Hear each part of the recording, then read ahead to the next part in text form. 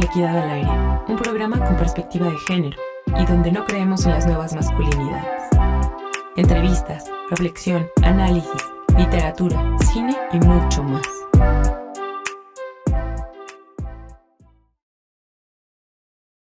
Muy buenas tardes, bienvenidas, bienvenidos a Hombres por la Equidad al Aire, otro programita más. El día de hoy, la perspectiva de género, el trabajo con hombres desde la izquierda. Roberto Garda, director de Hombres por la Equidad. ¿Cómo estás, Roberto? Bienvenido. Muy bien, Gabriel, muchas gracias. Pues aquí andamos nuevamente platicando y conversando, en este caso, pues sobre este foro que estamos organizando para el 18 de este mes, de mayo, sobre la izquierda y el machismo, qué hacer, ¿no? Aquí andamos, querido Gabriel.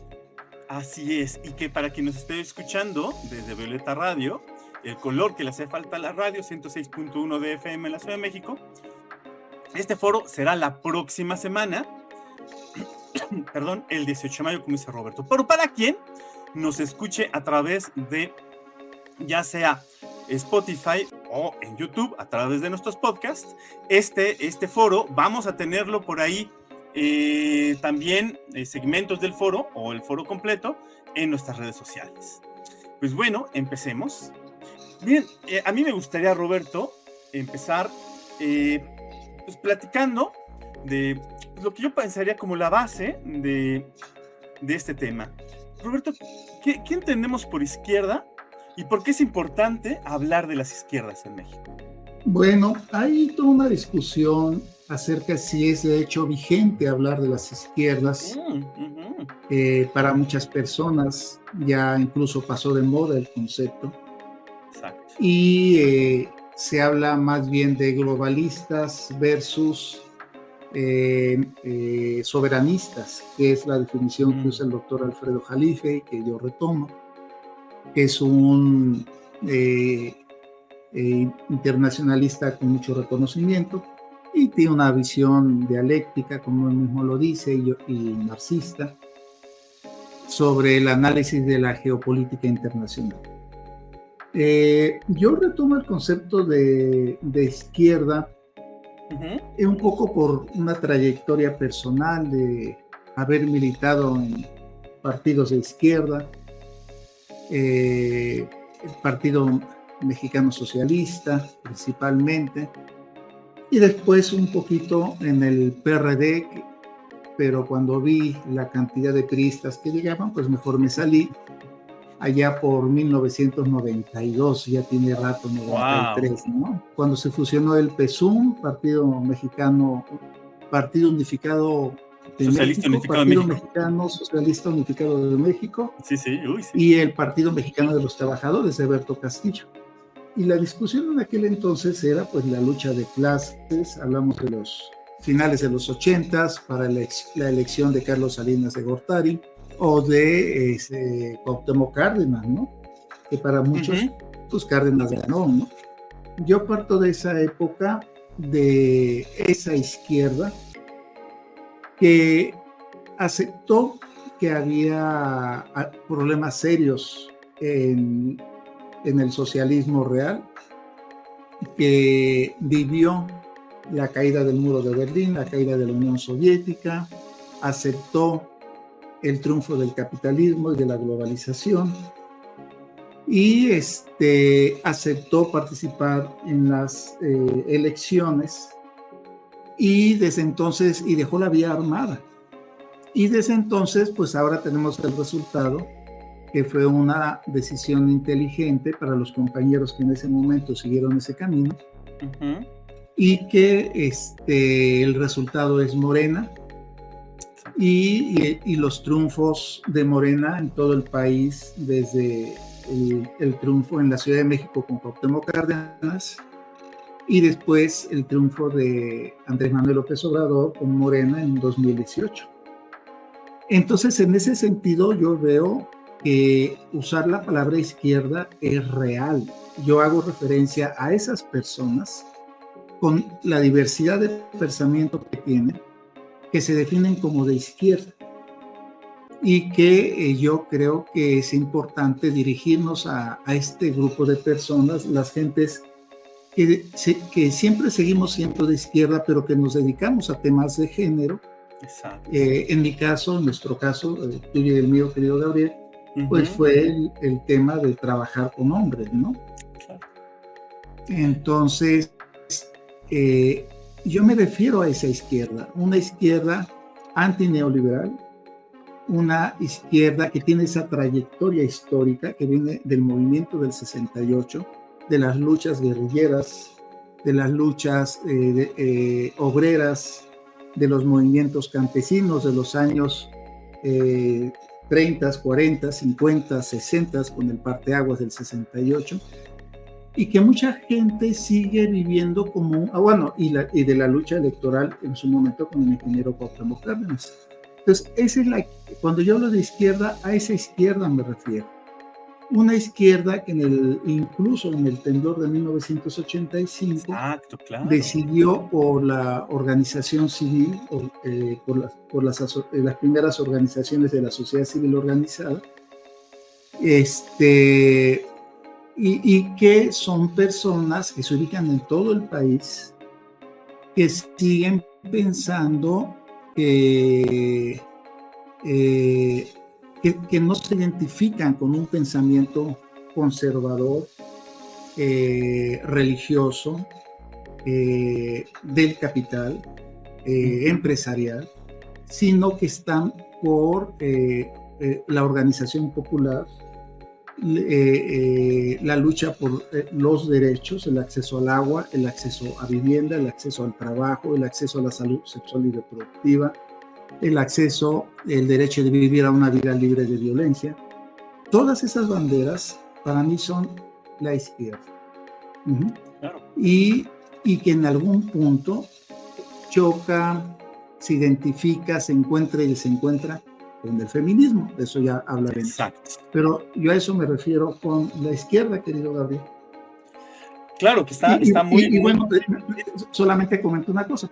¿Sí? Y me refiero a la izquierda, a esta última ola que se dio con el ascenso de los movimientos de ultraderecha, particularmente el fascismo de Bolsonaro, de Donald Trump, de Vox en España, en Brasil, en Estados Unidos, aquí en México. Afortunadamente no ha tomado tanta fuerza, pero no les falta ganas. Sí. Entonces, que se opone a esa ultraderecha y que paradójicamente desde el senador Bernie Sanders en Estados Unidos, desde el economista Piketty, este economista francés, pues están retomando la palabra socialismo. Y eso es algo muy interesante para las gentes que vivimos la caída del socialismo real en los años 90, que ahorita haya autores políticos, no jóvenes, pero sí contemporáneos y muy vigentes, usando la palabra socialismo. Es muy interesante que, también nos referimos a esa izquierda, a los jóvenes que en su mayoría yo sí ubico, que se identifican con la izquierda, incluso en las manifestaciones contra el genocidio de Israel contra el pueblo palestino. Ya hablando no tanto de historia, sino de historia contemporánea. Totalmente, porque estamos hablando de desequilibrios de poder, estamos hablando de grupos en resistencia, estamos hablando de grupos que oprimen a otros grupos, ¿no? Y de las resistencias que tienen estos. Pero en ello, mira, me voy a remitir a Nadine Gassman, cuando me tocó coincidir con ella, yo con ella, porque ella era la directora de IPAS México en ese momento, y yo estuve en un proyecto ahí. Ella dijo algo muy interesante. En una reunión, ella decía, la derecha tiene dinero y están bien organizados, ¿no? Las izquierdas no tenemos dinero y nos la pasamos peleando. Y en ello me surge esta duda, Roberto, de las diferentes izquierdas, ¿no? De que probablemente no es lo mismo la 4T a los grupos anarquistas, al Partido Obrero Socialista aquí en México, ¿no? a gente que es de izquierda que no coincide con el, por ejemplo, en este caso con la 4T, ¿no? Y que tiene que ver también con la diversidad de resistencia, la diversidad de poblaciones que hay, pero que a final de cuentas, a todas y a todos, a todas, lo que nos congrega es que viene, y justamente qué bueno que retomas esto, pero que viene una ultraderecha, ¿no? En Argentina se está jugando mucho de estos juegos de resistencia para el resto de Latinoamérica, me pareciera. Pero ya tocaste un tema, Roberto, que a mí me llama mucho la atención. ¿Por qué hombres por la equidad? ¿Por qué hombres por la equidad, independientemente de Roberto Garza, pero por qué a hombres por la equidad nos interesa los temas de la izquierda? ¿Por qué es coherente para nosotros? Porque veo otras organizaciones de hombres bueno, no sé qué tanto feminista, pero voy a hablar de organizaciones de hombres que no se meten con este tema, ¿no? ¿Por qué hombres por la equidad tenemos el tema? Que por cierto, si a ti que nos está escuchando te interesa el tema, ya tenemos varios programas en los cuales se hacen reflexiones sobre críticas sobre las izquierdas y la violencia de género.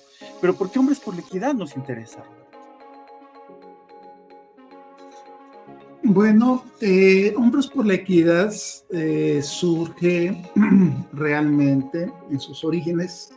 Yo creo que podemos pegar una liga de una entrevista que me hizo un Adrián, mi querido compañero brasileño, investigador, que trabaja con hombres que ejercen violencia, que estuvo en el Congreso del año pasado, que organizamos un congreso sobre violencia masculina, Adriano Beiras, efectivamente. Vamos a pegar a esta entrevista este artículo. En la descripción, ahí la van a encontrar. Sí, entonces, en ese artículo yo me acuerdo que un poco hasta me agarró de sorpresa, como se acababa de abrir la Oficina de Hombres por la Equidad en 2005, en la Ciudad de México. Veníamos de cerrar CORIAC, Colectivo de Hombres por Relaciones Igualitarias, y la diferencia básicamente en CORIAC fue dos visiones. Una visión que era más de salud mental y de hacer de CORIAC una asociación más vinculada a la salud mental a través de constelaciones, de dar terapias y de convertir de alguna manera lo que después se empezó a llamar grupos de hombres de masculinidades. Y habíamos gente que decíamos, no, el trabajo con hombres es importante, la terapia, sí, pero CORIAC trabaja con hombres en grupo y no trabaja masculinidades. Nosotros trabajamos y no trabajamos constelaciones familiares. Y lo que decíamos nosotros era que más bien había que trabajar la violencia de los hombres contra las mujeres, lo cual significa básicamente que habíamos que trabajar relaciones de poder, relaciones de control, comprender la manera en la que los hombres realizaban estas prácticas y desmontar estas prácticas a través de metodologías para parar la violencia hacia las mujeres. En ese momento no lo teníamos con tanta claridad de si la postura de salud mental, la postura de masculinidades, ese tipo de iniciativas más de corte salubrista y que tienen en parte su verdad, su razón de ser, su motivación de por qué hay que trabajar las emociones de los hombres. En ese momento yo no lo vislumbraba como una postura de derecha. No lo veíamos así. Lo que yo sí tenía claro era que Hombres por la Equidad apostaba por un cambio social y donde el poder tendría que ser problematizado. Y sí tenía yo claridad que esa era una postura de izquierda. Nunca la planteamos de forma tan clara, porque ni nosotros lo sabíamos realmente.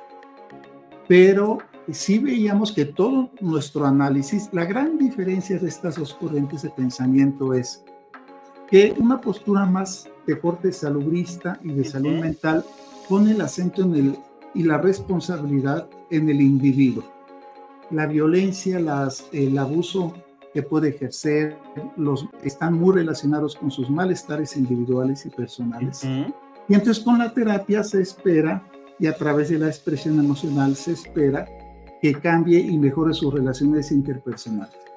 Y la otra postura sí reconoce estos elementos personales y de salud mental y esas problemáticas, pero también incluye otro elemento que la otra postura no incluye, que es, pero hay una estructura social, hay dinámicas culturales, hay relaciones económicas, socioeconómicas, socioculturales, que también influyen en las relaciones interpersonales y que implica trabajar las relaciones de poder y que influyen en los sujetos, ellos decidan que influyan en ellos y que hay que trabajar también en la intervención. A ese tipo de intervención se le llama reeducación, se le llama intervención educativa, trabajo de intervención con hombres con enfoque más educativo. Al primer tipo de intervención se le llama más un trabajo terapéutico de salud mental. Entonces, pues por eso, estimado Gabriel, porque nosotros comprendimos que el poder siempre tendría que ser un tema a problematizar en la intervención con hombres. Claro que está muy interesante, no sé si va, pero los procesos grupales nos llevan a entender la importancia de la comunidad, ¿no? Y las izquierdas pasan siempre el sentido comunitario, ¿no? Ahorita me acuerdo cuando el proyecto Constrúyete de la SEP, que transversalizaba a todas las escuelas medias superior del país, en un principio tienen un fin desde las juventudes, en el cual justamente se daban herramientas a los chicos las chicas para que hicieran proyectos sociales en sus escuelas. Y a partir de que entra el sexenio de Peña Nieto, el programa cambia a herramientas psicosociales, lo cual me parece que es muy importante, pero involucradas en ese proyecto como tal, lo que hace es a que los chicos se vean como personas individuales, no como un sujeto comunitario. Cuando vimos un grupo de amigos y amigas que estábamos en ese proyecto, cuando buscamos, googleamos a la chava, a la mujer que dio la vuelta a ese proyecto, a la que le dio este sentido, encontramos un artículo de ella donde hablaba sobre las habilidades psicosociales como una herramienta para el entrenamiento de mano de obra. Entonces entendimos que la vuelta que le daban al Constrúyete era que los chicos y las chicas, que las juventudes, fíjense de qué clases sociales estamos hablando, ¿no? CONALEP, CETIS, sobre todo eran esos, CEBETIS en los estados, no aspiraran a tener grandes puestos, sino aspiraran a tener mandos medios o bajos, ¿no? Se les estaba entrenando a través de este programa, ¿no? Entonces me queda clarísimo lo que estás diciendo, ¿no? O sea, sí, yo creo que es bien importante lo que dices, querido Gabriel, porque hay que comprender que esto que tú nos comentas y lo que yo comento se da en el contexto de triunfo del capitalismo, que después se llamó globalización, y de que en ese contexto el tema de género y de las identidades sexuales adquiere mucha relevancia. Y de que se da una lucha, que es lo que hemos visto de manera muy sutil desde los años 90 a la actualidad, de que se da una lucha muy fuerte por construir una política social desde arriba, de las agencias internacionales, ONU Mujeres, de estados, de algunos estados, tanto de derecha como de izquierda, de financiadoras internacionales y de empresas privadas, por hacer una política de género ad hoc al mercado, que sirva lo que Freire llamó hacer una serie de procesos de reeducación bancario, así llamó Freire a ese tipo de educación que tiene como ausencia una crítica,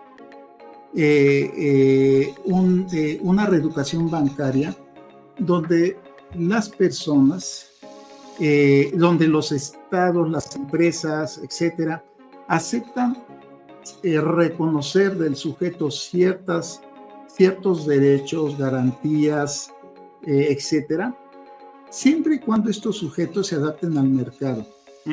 siempre y cuando estas personas se adapten al American Way of Life, al sistema de vida que nos ofrecen el sistema capitalista. Y entonces fue muy interesante esto que dices, efectivamente, algo que yo he ido observando, y por eso empezamos ahora, casi a mediados de la segunda década del siglo XXI, a hablar otra vez de izquierda, al menos Hombres por la Equidad, porque nos ha caído el 20, que toda esa política, algunos aspectos de las políticas de género y de diversidades sí están vinculados a una ingeniería social, sí están vinculados a decisiones desde el poder, léase Casa Blanca, ONGs internacionales, de hombres, redes de hombres, ONGs de género de mujeres, con un feminismo más institucional, parte de ONU Mujeres, parte de Fondo de Población, parte de Naciones Unidas en general, agencias financiadoras vinculadas a empresas privadas que sí quieren una política dirigida a las poblaciones de corte sí diverso, de diversidad, pero apolítico, que se acomode al mercado consumista, haciendo programas de televisión, promoviendo sus marcas, sacando ropa para la diversidad, dando talleres de masculinidad a los sindicatos para ahora manejar el enojo, que el enojo se dirija más hacia la expresión de la tristeza, hacia el diálogo, y no tanto hacia la creación de sindicatos y de huelgas, por ejemplo. Entonces es bien interesante cómo si hay una agenda que en parte toma esta agenda de género y de las diversidades, la intenta despolitizar y trata de generar como sujetos neutros, personas con una ideología liberal, donde el modelo de persona es el modelo liberal norteamericano blanco o la modelo liberal norteamericano blanca. Y por eso se genera una reacción de varias partes, al menos yo hablo de América Latina, que es lo que conozco, que empiezan a hablar muchas compañeras de un feminismo latinoamericano, de un feminismo que puede tomar algunas cosas de este feminismo blanco, pero que es muy distinto y que incluso se opone a este feminismo en algunas cosas. Tan solo un concepto, te comento. Para el feminismo blanco, el cambio fundamental es el individuo, la mujer, que se empodere. Para el feminismo latinoamericano, y puedo equivocarme, o sea, se aceptan críticas, o sea, la bandera es sobre todo la vida y la comunidad, y por supuesto las mujeres. Pero en el contexto de esta vida, de esta comunidad y de la lucha social, y para muchas compañeras anticapitalistas. Entonces yo cuando veo el trabajo con hombres, yo lo que veo es que los hombres no generan una crítica, que muchos de los compañeros de las masculinidades y de las nuevas masculinidades, más bien adoptan esta propuesta blanca, colonial, estos conceptos de las masculinidades y no generan, bueno, y se adaptan al mercado y viven de eso, o sea, convierten un problema social, la violencia masculina, en una mercancía para vender en el mercado de las financiadoras, y ahí tenemos a varias organizaciones de la sociedad civil de los hombres vendiéndose muy caros con sus CEOs, negociando con los estados, sintiéndose realmente gentes del primer mundo, viviendo la fantasía neoliberal a través de la mercancía de la violencia de los hombres.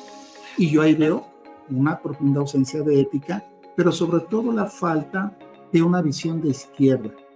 Entonces, en el trabajo con hombres, lo que está predominando es una versión neoliberal que se dice de género, que se dice feminista, pero que no cuestiona el mercado y al revés se adapta al mercado. Por eso proponemos nosotros este tipo de actividades, es decir, tenemos que pensar, entre muchas cosas, el trabajo con hombres desde una visión de lo que es la izquierda y no desde estos compañeros, compañeres y algunas compañeras que pues no reconocen o no quieren ver o no les interesa que la agenda de las masculinidades es una agenda de derecha y neoliberal. Claro, y ahí,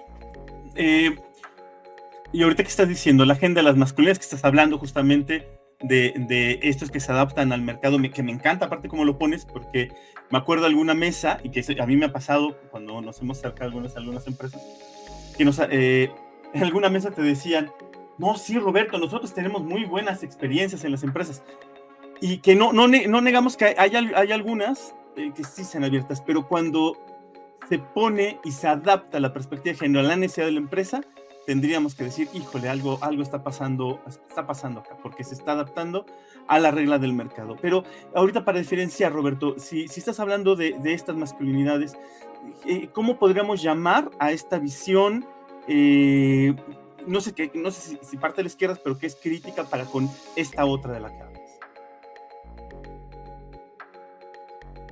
Sí, yo creo que la propuesta, justo porque esta educación bancaria que están proponiendo las masculinidades, saca sobre todo el elemento crítico, es que nosotros tendríamos que identificarnos como una perspectiva crítica. Aquí hay que ser cuidadosos, porque muchos de estos compañeros y este trabajo de las masculinidades, lo que sostiene es que ellos sí tienen una crítica al machismo, pero no tienen una autocrítica. Sí, que ellos dicen, sí tenemos una alianza con mujeres feministas, y sí tenemos esta crítica a la masculinidad que ellos llaman hegemónica, y su propuesta son las masculinidades. Nosotros lo que decimos es, tu crítica a la masculinidad hegemónica es una metafísica, porque no existe la masculinidad hegemónica. Fue un enemigo que tuviste que inventar para defender la masculinidad o las masculinidades. Y este juego mental, este juego que se ha vuelto en redes sociales un juego mediático, que han sacado un montón de videos, de pósters, de campañas hablando de masculinidad hegemónica, masculinidad hegemónica, masculinidad hegemónica, es una manera de encubrir tu propia hegemonía y tu propia dominación sobre algo que has construido que se llama mercado de bienes para venderte y presentarte como la solución. No solamente estableces que la masculinidad hegemónica existe, lo cual no es real, es una metafísica. Además propones una medicina que tampoco existe, que se llaman masculinidades, otra metafísica. Y entonces tú tienes a muchos compañeros estudiando y haciendo doctorados sobre masculinidades, a muchas redes de hombres trabajando masculinidades, y son metafísicas los que están trabajando. ¿Por qué le llamo metafísicas? Y lo hago en todo un sentido en que Nietzsche hace la crítica al pensamiento alemán de su época, finales del siglo XIX, y en donde él dice que todo lo que se ha construido sobre filosofía alemana, al final tiene, y me puedo equivocar porque no soy especialista en Nietzsche, pero lo que yo he leído y he entendido de esta crítica es, al final, lo que buscan es, en esa época, es mandar un mensaje a la gente religioso, en donde la gente crea que sí existe una salvación. En ese caso, en esa época, era Dios. Y por eso Nietzsche se ve obligado a ir a una propuesta radical que dice Dios no existe, Dios ha muerto. Esto no es distinto a la propuesta de Carlos Marx cuando él proponía que el capitalismo tenía que crear una ideología y tenía que crear un fetichismo de la mercancía. Él no lo llamó metafísica, pero también es una metafísica. Cuando la gente cree que al comprar objetos se va a sentir satisfecha, y al comprar bienes se va a sentir, y al participar en el capital, se va a sentir dueña, una parte dueña de las empresas y del capitalismo, cuando realmente es un mero consumidor, una mera consumidora, y tan solo un trabajador o una trabajadora. Entonces, estos dos intelectuales, con todas las críticas que se le pueden hacer desde un enfoque de género, identifican, y ya son contemporáneos, Chomsky le puso un nombre, estos dos autores identifican que siempre los grupos en el poder generan una narrativa que a la población, al grueso de la población, le venden como una posibilidad del cambio. El capitalismo lo hace creando figuras metafísicas como el mercado y el dinero. Nietzsche identifica que es la figura de Dios en el catolicismo alemán de esa época, pero Chomsky actualmente hace una crítica muy más audaz, más contemporánea, y dice: los grupos en el poder usan los medios de comunicación para generar una narrativa que en donde a las personas se les bombardea con información y se les repite tanto, y eso ya se había visto con Hitler en la Segunda Guerra Mundial, y se les venden mentiras como verdades. Y a eso él le llamó propaganda.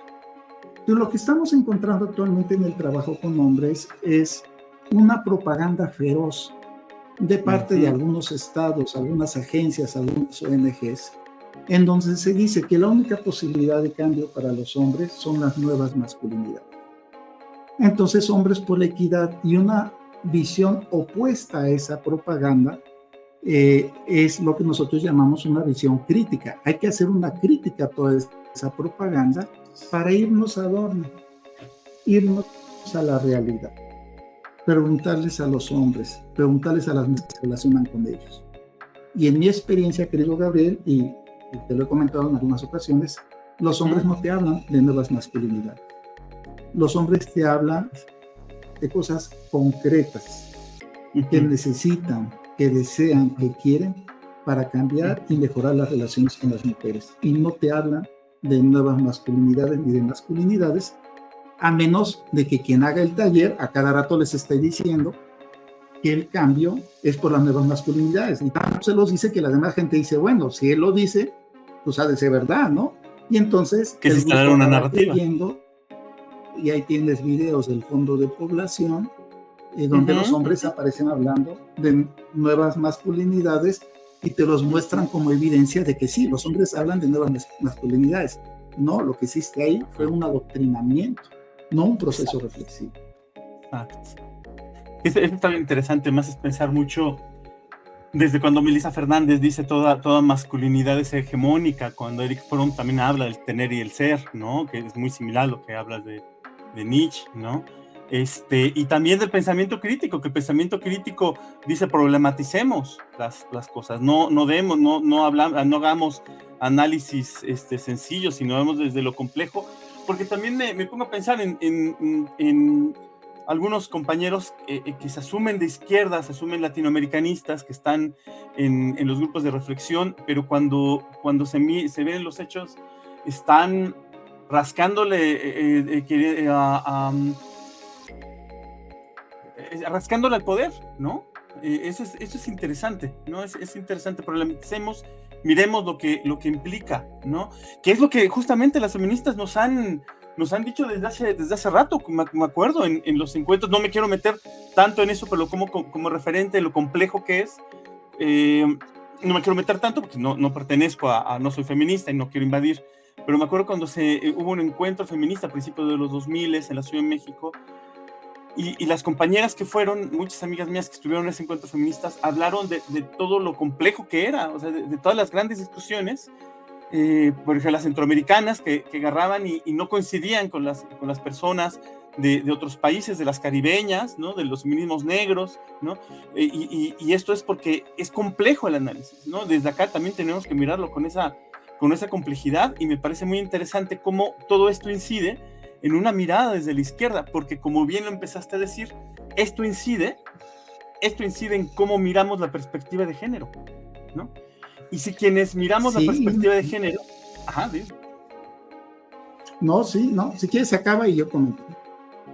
Sí, y si miramos, si quienes miramos la perspectiva de género somos los hombres que tenemos un sesgo, porque como lo dice Melissa, toda masculinidad es hegemónica, todos los hombres estamos entrenados en el poder, esto se vuelve todavía mucho más complejo y no es tan fácil creérsela, ¿no? Ahí es donde entra el pensamiento reflexivo, ¿no? La capacidad de reflexibilidad. Bueno, yo no seguiría con esta compañera porque ella se ascribe a las masculinidades y ella usa también el concepto de masculinidad hegemónica y yo no estoy de acuerdo con ese concepto. Yo no seguiría con la reflexión de Melissa y de su propuesta, pero no dudo que pueda tener cosas valiosas que yo desconozco. Pero al menos si ella sostiene esto que comentas, yo no me iría por ahí, porque el problema no es la masculinidad hegemónica, porque eso no existe. El problema es la masculinidad, que es lo que yo creo que sí es concreto, y no una metafísica, inventarse esos conceptos para después vender soluciones. Pero tocas un aspecto que yo sí comparto totalmente, y qué bueno que lo traes, porque de alguna manera es el objetivo de la charla, es los hombres de izquierda. Cualquiera diría, pero esos hombres tienen una perspectiva crítica. Y entonces, pues ya se solucionó todo, ¿no? Pero ahí lo interesante, y qué bueno que lo comentas, estimado Gabriel, es que ellas lo que le señalan a los hombres es que su crítica es limitada, que su crítica es androcéntrica, que su crítica cubre intereses que de ver con un enfoque de género se develarían como intereses machistas, patriarcales, androcéntricos. Y por eso es importante, yo creo, esta reflexión de lo que pasa con los hombres de izquierda, que sí tienen una visión crítica, pero no tienen una mirada feminista, pero no tienen un enfoque de género. Y eso es lo que nos da justamente la importancia de este tipo de entrevistas que me haces el favor de invitar, pero también del foro que estamos organizando de la izquierda y el machismo, ¿qué hacer? Retomando esta frase de Lenin, justamente, ¿qué hacer? Porque yo creo que ahora que la izquierda, ha tomado tanta fuerza, es un momento para que nos empecemos a pensar, ¿qué vamos a hacer con ese machismo que sí hay en la izquierda? Claro. Yo creo que algo que tendrían que ir pensando los hombres es darse cuenta que la mirada crítica que sostienen en torno a las desigualdades de clase es válida, pero es insuficiente si no se pone énfasis, si no se incluyen enfoques, metodologías y propuestas feministas. Porque lo que yo creo, el reclamo y el señalamiento, creo yo, pero ya escucharemos a las compañeras en el foro, y seguramente hay que ponernos a leer más sobre la tradición en el feminismo del pensamiento de izquierda, que es algo que yo creo que tendríamos que revisar más desde Hombres por la Equidad. Lo asumo como algo que tendríamos que trabajar más ahora en esta nueva época. Lo que les dicen las feministas a los hombres de izquierda es la ausencia del sujeto hombre en su análisis, y de que ellos se den cuenta que muchas de sus propuestas surgen de un sujeto sexuado y con género, que es hombre y masculino, y de que si lo relacionamos con un sujeto sexuado, mujer, y a quien se le ha adscrito una serie de estereotipos, roles e identidades femeninas, está jerarquizado, y que él tiene más poder que ese sujeto femenino. Y que entonces muchas de estas propuestas de estos hombres de izquierda, muy finas y muy elaboradas en su mirada de otras desigualdades, como la de clase social, e incluso hombres que se han dedicado a la decolonialidad, todas las críticas que ha habido a Boaventura dos Santos por una cuestión de acoso sexual que cometió, y que hay una serie de críticas también a hombres decolonialistas, pero que yo creo que hay que retomar cosas decoloniales. Pues lo que hace el feminismo es decirle, ¿sabes qué? Tu enfoque para el análisis de esas desigualdades de clase y de raza aportan mucho, tienen elementos muy importantes, pero carecen de perspectiva de una mirada feminista, pero carecen de un análisis de que donde tú, al formular esas propuestas, no te das cuenta que lo estás haciendo desde un lugar masculino que con relación a lo femenino tiene más poder. Por tanto, tu propuesta es sesgada y, por tanto, no forzosamente tu propuesta, como sería la izquierda clásica surgida del análisis de Carlos Marx, no serviría forzosamente para las mujeres, y una propuesta incluso de colonial sin enfoque feminista o sin mirada feminista no serviría forzosamente tampoco para las mujeres. Y entonces lo que hacen las mujeres es decir, vamos a hablar, vamos a dialogar, y es la idea de este foro. Vamos a hablar cómo tu enfoque es limitado, como lo son todos los enfoques. Tu crítica es limitada, como lo son todas las críticas. Y entonces lo que tenemos que hacer para ir complejizando las desigualdades y las opresiones es justamente dialogar entre estas maneras de ver las opresiones, las violencias y las explotaciones, escuchándonos y tejiendo, construyendo de manera conjunta enfoques que nos permitan miradas más integrales de las opresiones, donde los hombres, por estar en cuerpo sexuado y por habitar una construcción de la masculinidad en instituciones, en un ambiente patriarcal y en una cultura masculina, androcéntrica, tenemos que estar muy atentos porque seguimos reproduciendo, aunque tengamos nuestra mejor voluntad de no hacerlo, conductas de violencia hacia mujeres, hacia otros compañeros, compañeras, compañeres, y en donde la crítica es no te miras. Y cuando la sindicalista le dice al líder del sindicato, no miras que ciertas conductas son acoso sexual. La compañera le cuestiona al líder del partido, no miras que algunos de tus comentarios son misóginos. Y la reacción de muchos de estos hombres, lo primero que hacen hombres es negar, culparlas, expulsarlas de los partidos, de los sindicatos, porque al final están negando una autocrítica que tendrían, que el feminismo sí los obligaría a reconocer, y que quienes hemos transitado por esos procesos de autocrítica hemos visto que duele, que hay que hacer, sí, claro, y que puedes aprender mucho, pero que muchos hombres de la izquierda se niegan a hacer. Claro, y híjole, qué difícil también cuando el ideal de la izquierda, me acuerdo de un artículo creo que leí sobre el ideal del guerrillero, ¿no? Pues son justamente sujetos masculinizados, ¿no? ¿Y qué pasa cuando justamente en esto que dices las feministas nos cuestionan ese ideal? Pues viene toda una disonancia cognitiva, dirían los psicólogos, las psicólogas, ¿no? En eso, ya para entrar en el foro, entremos en el foro, Roberto. Entremos en el foro como colofón, porque estás diciendo cosas bien, bien interesantes, entre ellas que dijiste, escuchemos. ¿Por qué escuchemos? ¿Qué va a haber en el foro? Que mencionaste, escuchemos a las compañeras. Platícanos. Lo que pasa es que en el foro, pues lo que vamos a tener es este diálogo en varias mesas de trabajo, en donde vamos a problematizar junto con compañeras el machismo en la izquierda.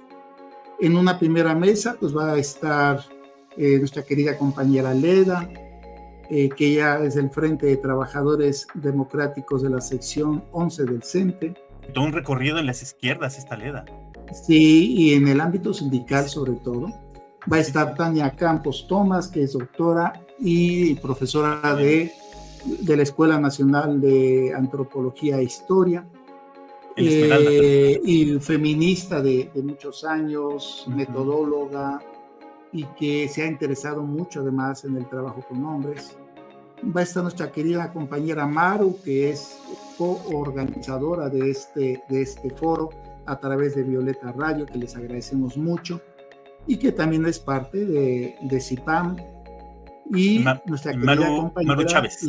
Irma Saucedo, que es una querida compañera maestra, feminista, que ha trabajado muchísimo con mujeres que han vivido maltrato y que tiene toda una postura crítica hacia las políticas públicas que han golpeado a la atención a las mujeres, y que es una mujer de izquierda de hace años. Entonces, escuchar a estas compañeras va a ser importante para quienes nos quieran escuchar tanto por Violeta Radio como por la transmisión que se va a hacer en vivo en la página de Hombres por la Equidad, o que quieran asistir ahí el sábado 18 de mayo de 8 a 1 de la tarde en la Casa de la Cultura León Trotsky en Coyoacán, en la avenida Río Churubusco, número 410, de 8 a 1 de la tarde.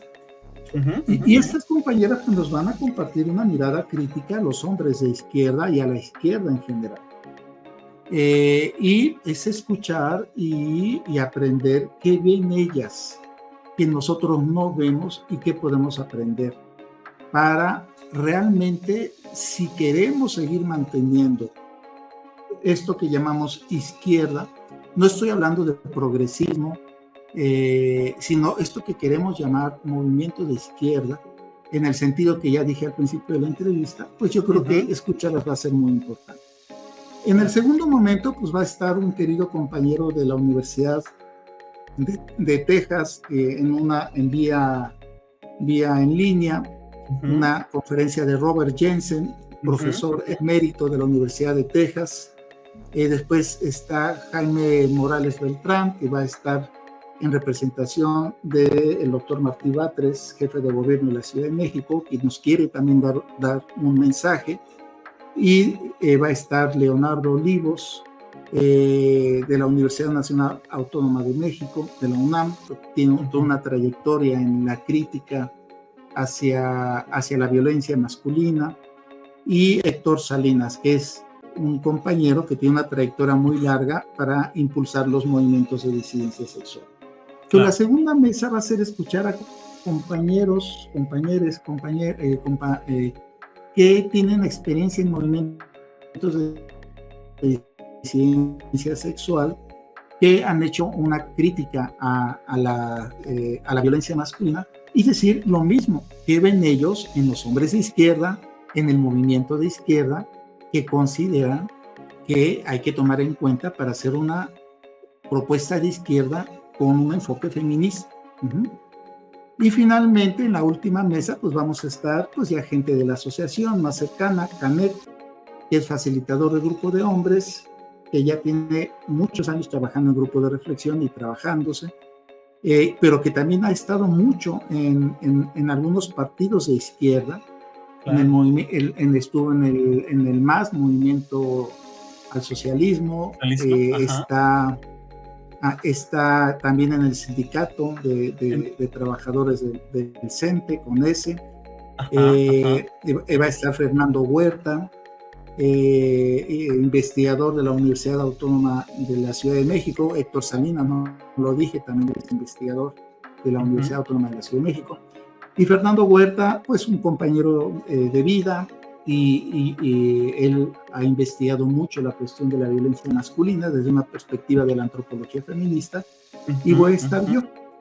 Y esta última mesa, pues básicamente, aunque llevamos todos un tema que trabajar, pues realmente yo espero que también demos como una síntesis de pues qué podemos aprender de los comentarios de las compañeras y de los compañeros de las dos mesas anteriores.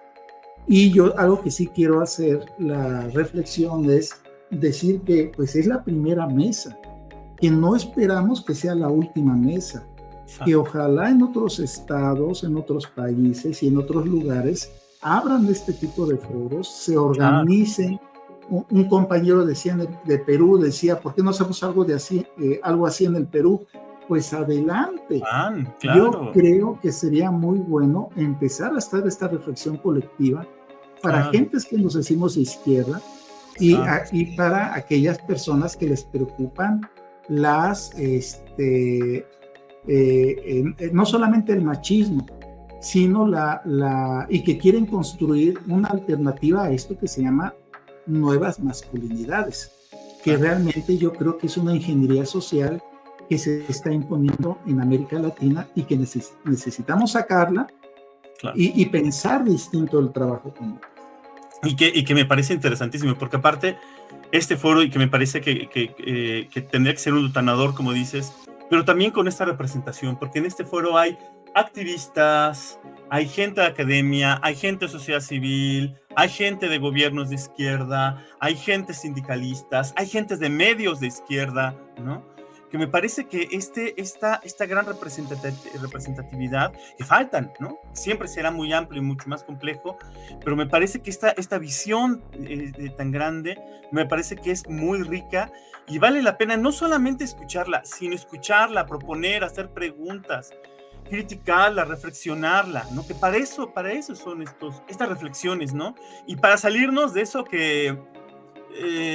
perdónenme estas compas feministas quienes lo hicieron, siempre los tengo presentes, pero que crearon a Nacho Progre, ¿no? Justamente que es esta crítica a los machos de izquierda, ¿no? Ese personaje que, si tú que nos escuchas no lo conoces, googléalo, Nacho Progre, que es ese estereotipo de un hombre de izquierda, y es importante que entrarle a esta discusión, ¿no? Continuar con esta discusión. Sí, porque si no, retomando esto que estás comentando, ¿no? O sea, yo creo que lo que estamos encontrando en el trabajo con hombres que se está haciendo sin un espíritu crítico y de izquierda, y sin un espíritu feminista, lo que estamos encontrando es un trabajo con hombres donde esta figura que bien comentas, Nacho Progre, es representativo de una manera de expresarse como hombre, una manera de expresar la masculinidad del mercado, superficial, sin contenido, misógina, pero con una misoginia y un machismo y un androcentrismo que se expresa políticamente correcto. Exacto. Y en el cual yo creo que muchas compañeras, muchas feministas se han enganchado y han comprado esa imagen. No me extraña de compañeras que puedan tal vez comprender el feminismo más como un lugar liberal, más de centro. Ahí sí hacen clic con las masculinidades.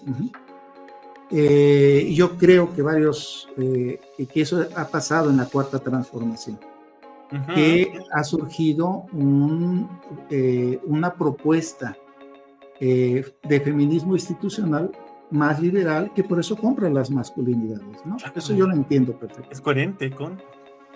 ¿Cómo? Es coherente esa posición con...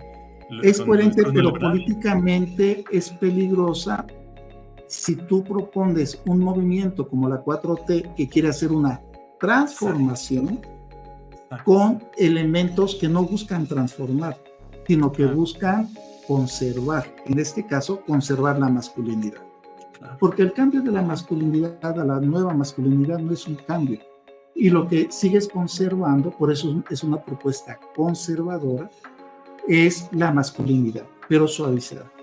Entonces, todos estos ejemplos que pones efectivamente están generando un tipo de hombre que yo creo, y ya es una idea que yo he estado reflexionando, de que busca al final golpear al feminismo para debilitarlo, que busca que se incluyan hombres en el feminismo con una visión liberal para quitarle radicalidad al feminismo. Por eso hay posiciones... Sí, por eso hay posiciones dentro. Sí, adelante. Y yo creo que en parte lo están logrando.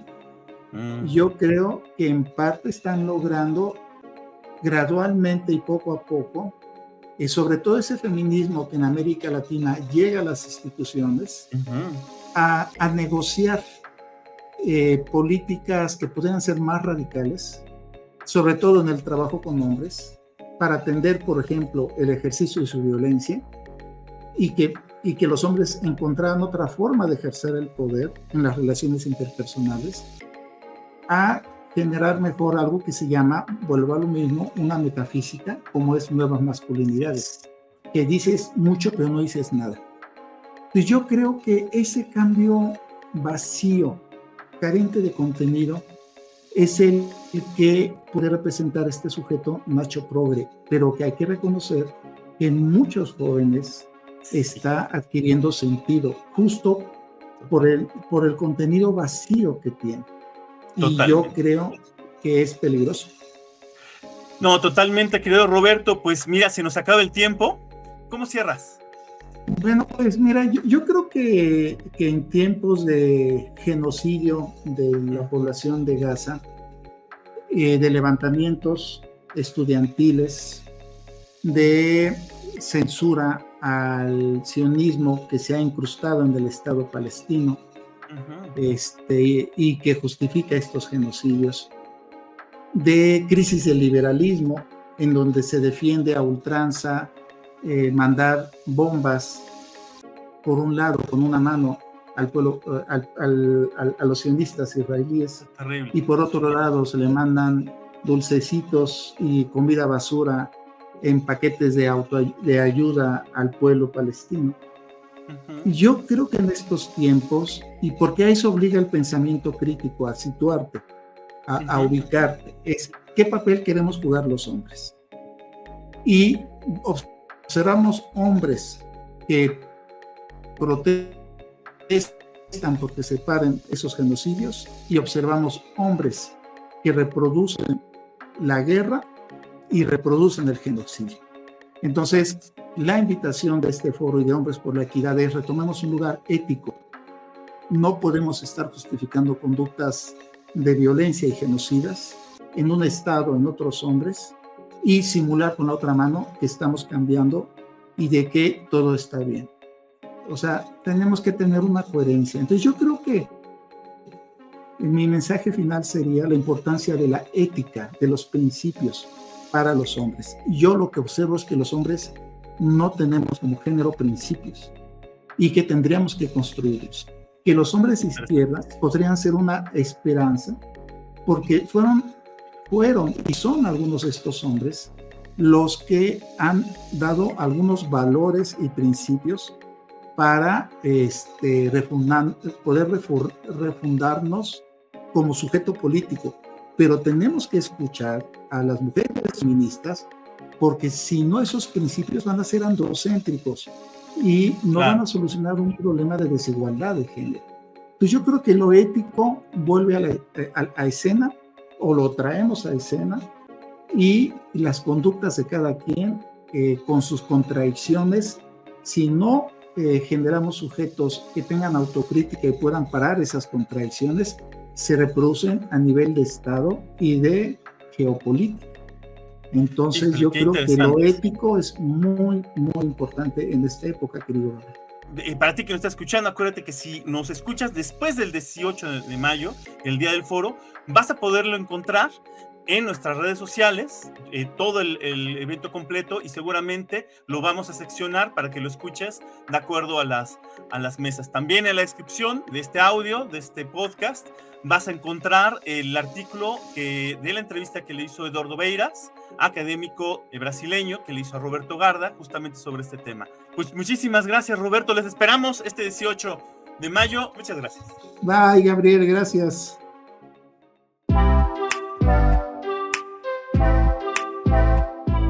Esto fue Hombres por la Equidad al aire. Gracias por escucharnos.